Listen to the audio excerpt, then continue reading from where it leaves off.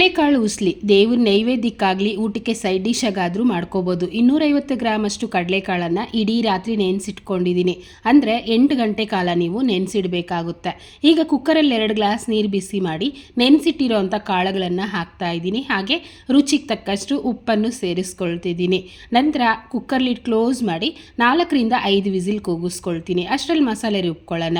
ಚಿಕ್ಕ ಮಿಕ್ಸಿ ಜಾರಲ್ಲಿ 10 ಪೀಸಷ್ಟು ತೆಂಗಿನಕಾಯಿ ಹಾಕ್ಕೊಳ್ತಿದ್ದೀನಿ. ನಂತರ 4 ಹಸಿಮೆಣಸಿನ್ಕಾಯಿ, ಹಾಗೆ ಅರ್ಧ ಇಂಚಷ್ಟು ಶುಂಠಿ ಮತ್ತು ಒಂದು ಚಿಕ್ಕ ಪೀಸಷ್ಟು ಚಕ್ಕೆ, 2ರಿಂದ 3 ಲವಂಗ ಸೇರಿಸ್ತಿದ್ದೀನಿ.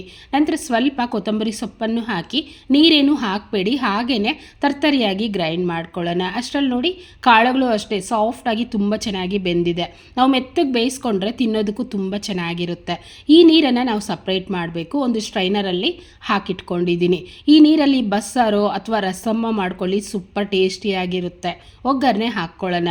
ಪ್ಯಾನಲ್ಲಿ 2 ಸ್ಪೂನ್ ಎಣ್ಣೆ ಬಿಸಿ ಮಾಡಿಕೊಂಡು ಸ್ವಲ್ಪ ಸಾಸಿವೆನ ಸೇರಿಸ್ಕೊಳ್ತೀನಿ.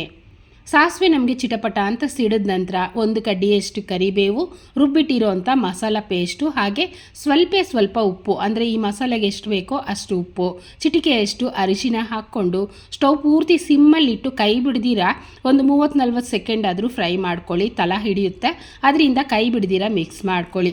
ಈ ಮಸಾಲ ಅಂತೂ ಕಡಲೆಕಾಳು ಉಸ್ಲಿನಲ್ಲಿ ತುಂಬ ರುಚಿ ಕೊಡುತ್ತೆ.